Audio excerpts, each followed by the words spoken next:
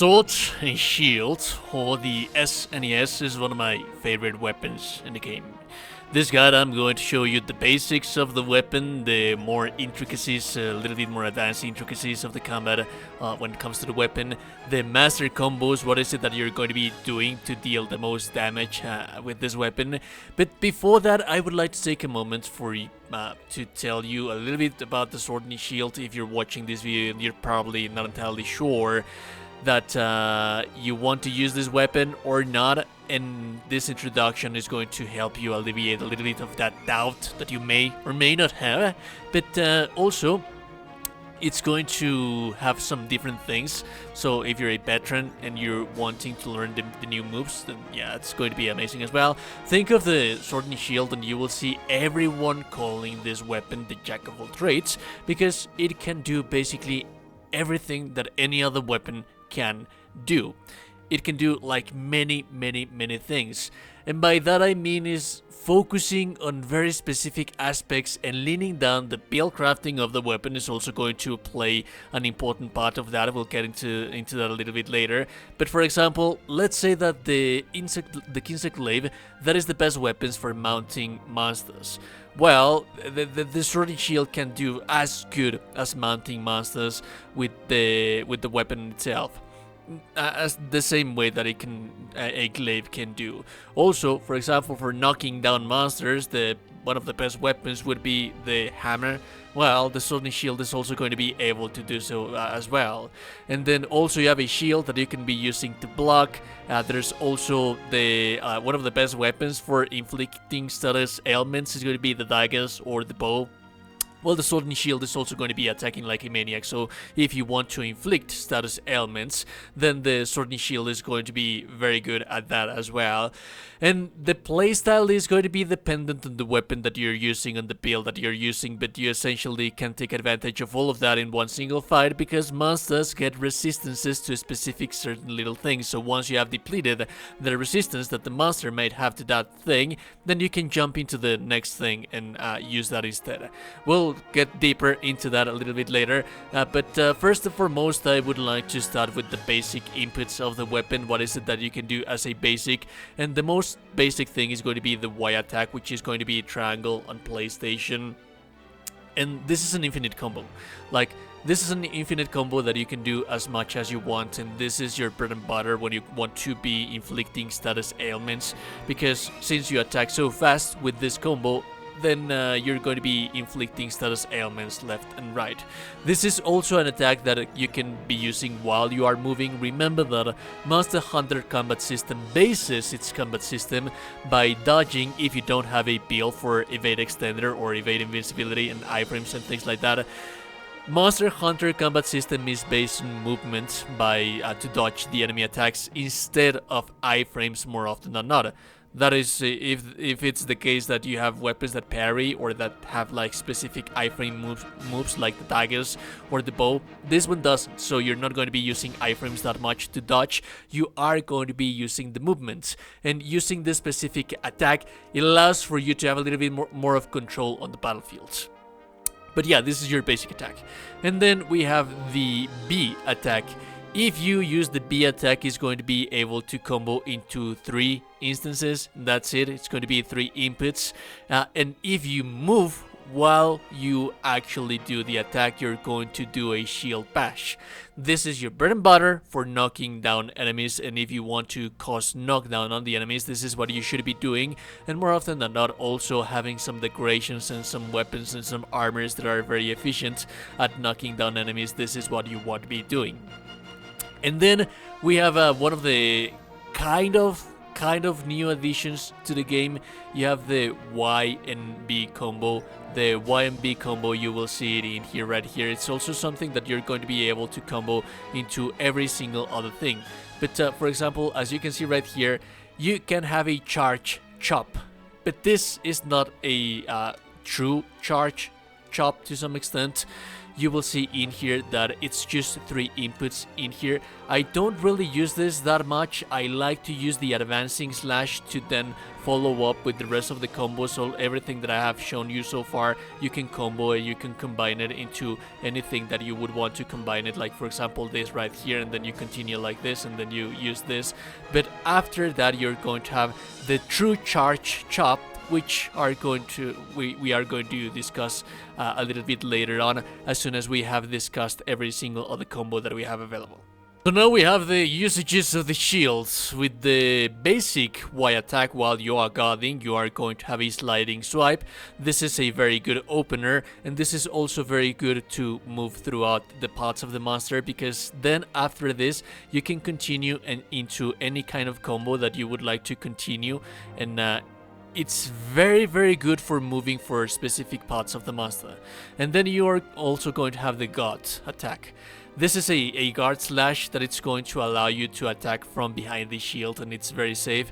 Remember that your shield is not the best shield out there, but do have in mind that there's decos and there's weapons and there's armors that have builds for shielding, like for offensive guard and having more guard, so that's something amazing as well. And then you also have the rising slash, which is going to be this little slash that you're going to have right in here. I don't see that much usage on this thing, but regardless of that, that's something that you have available as well. So now that we have talked about that, let's talk about one of the bread and butters and the basics that you are going to have with this weapon, which is going to be the backstep. So essentially, after any combination that I have just shown you, every single action, anything that you can do, like those are the basic moves, and after each and every single one of them, you can start a backstep. But also the backstep can be done as a standalone thing on itself. However, for you to be able to do a backstep as a standalone, you are going to be required to be in focus mode. We are going to talk about focus mode in a little while, but from here you can enter into the backstep however you want to. Also, to follow it with the charge slash and to get the most advantage out of this, you have to wait until your character is shining, like it has that little glow in there, to get the most advantage of the damage. Because if you charge it too much, you will see that you will stand in there and you're not going to be dealing as much damage as possible. And then if you connect the charge slash after that, you're going to be jumping in the air, and here you can follow up with 3 different inputs.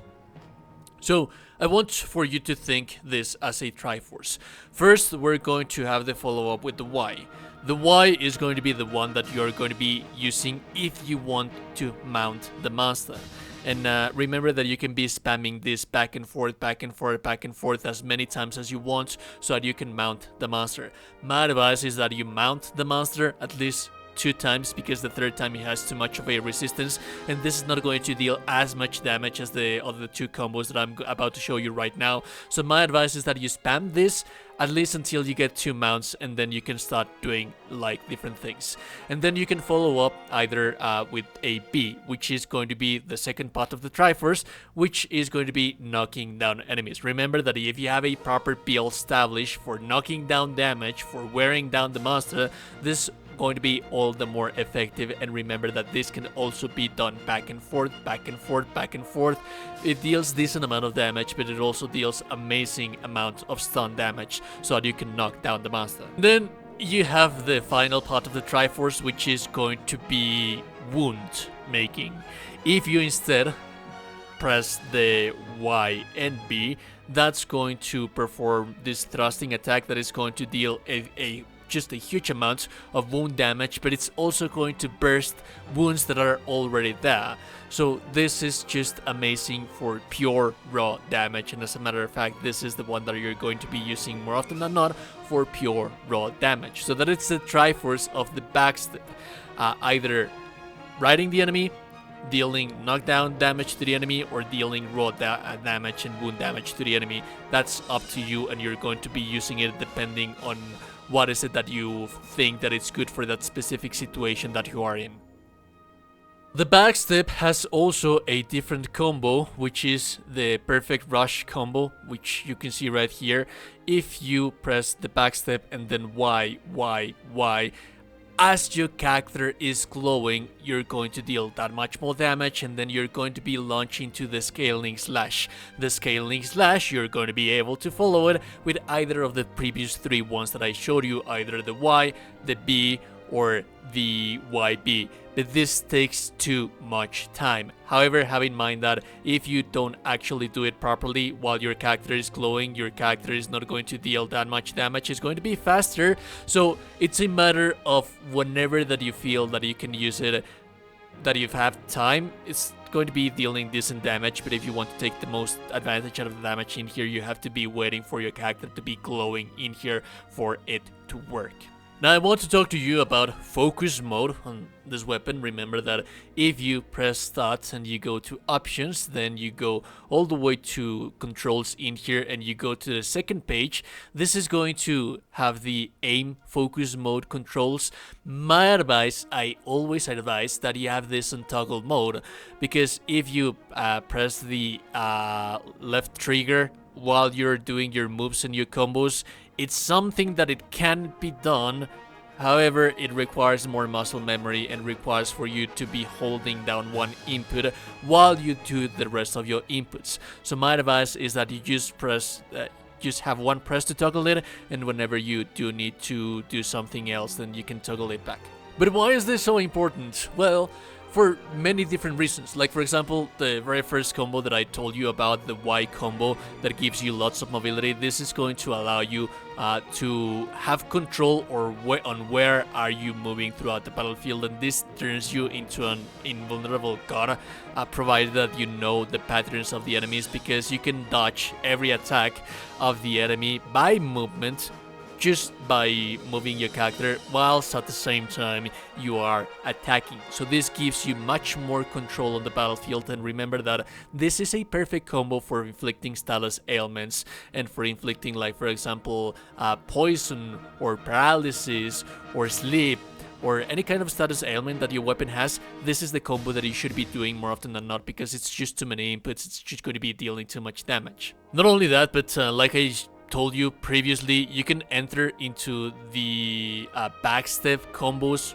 at 100% of the time, whenever you want to, however you want to, if you're holding down the focus mode, because you can also do it while not on the focus mode. But remember that your character, the input has always be on the back of your character. So for example, if your character is facing right, then you have to press left, because that the left is the back of your character, if that makes any sense. If you're on focus mode, you're always going to have the backstep from behind, so you're always going to be pressing B towards behind, and it's not going to interrupt your combo. It's also going to give you much more maneuverability when it comes to choosing either the Y or the B or the YB attack for the flying attack. But also have in mind that, for example, sometimes we are, as you can see right here, I have several wounds on the target right in here. Sometimes you are going to be dealing wounds on the back of monsters. Some monsters are very big and you cannot reach them. So what you can do is, for example, enter into the backstep and then go in here, enter. While you are in the air, you can actually perform a focus strike, a vital stab. I wasn't able to get it in there because I was aiming for the back. But for example, you will see right in here that as I am falling down, I can actually choose to perform this attack, and as I am falling down, I am going to be able to deal damage towards the back of the enemy. So now that we have taken care of all of that, the little intricacies of the weapon, what are the best combos, the ones that are going to be dealing the most damage possible? What is it that I am going to leverage? Well, my bread and butter, like, remember that there's bread and butter for certain little things. The backstep combo, it's just very useful for many situations, like here, if you want to be dealing knockdown on the enemy, you will see that in just a couple of hits, I'm going to be able to knock down this guy right in here very easily. It's taking quite a while, but we are getting there to some extent. And you can also combine this with just there you go. As you can see, we managed to knock down the enemy. But remember that also if you want to be climbing the monster, this is something that you can be doing. The backstep, the charge slash, and the scaling slash, you follow up with a jump slash. And you can just spam this as much as you want. This is also going to give you a little bit of mobility throughout the battlefield so that you can be ignoring the boss fight quite a while. And then also if you see that the boss has quite a lot of wounds in there, you can just follow up with this thing right here, which is going to deal tremendous amounts of wound damage in here, and it's going to burst the wounds in there. One of my favorite combos is just attacking in here after the diagonal chop, which is the 4th attack. You can do a charge version of the charge chop. So let me demonstrate in here that if I attack, for example, 3 times, I can do the charge chop, but it's not going to deal as much damage. However, if I am moving and I do it after the 4th input, this is a very powerful combo that I can be using to move throughout the battlefield. And if I feel that I have a window of opportunity, then I can charge the chop to deal a little bit more damage, but I do have to have in mind that it takes quite a bit of time to set it up. It takes quite a while for you to get accustomed, because while you are fighting, you're not entirely sure when do you have like the 4th input right in there. So yeah, that's something that you need to have in mind. One of the most powerful and damaging combos that I like to use, I am going to have it for you right in here, but I am going to slow it down so that I can talk to you about what's going on. So essentially, this is a combo that I like to use against toppled down monsters. This is a combo that you're not going to be able to do while you're in focus mode, because the focus mode overrides the finisher that we have for this in here. But we essentially are going to do 2 perfect rush combos, but the finisher of the final perfect rush combo, it's going to be something a little bit different. So for example, we are going to start the perfect rush, and then we are going to do the YMB portion of everything while we are in the air, and then we're going to start the second one.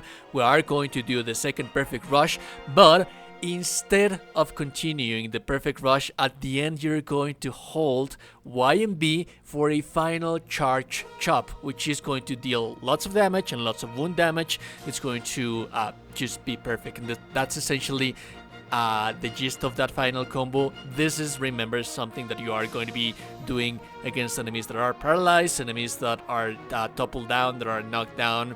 So essentially it's just a perfect combo, and then YMB while you're in the air, and then you start a perfect rush combo once again, and at that time you can start doing the charge chop as a finisher. And talking about the charge chop, it's also a very powerful thing to have as a finisher for every single kind of attack that you have, especially for the B attacks. All of the B attacks, which are 3 inputs, and then you finish it up with the charge chop.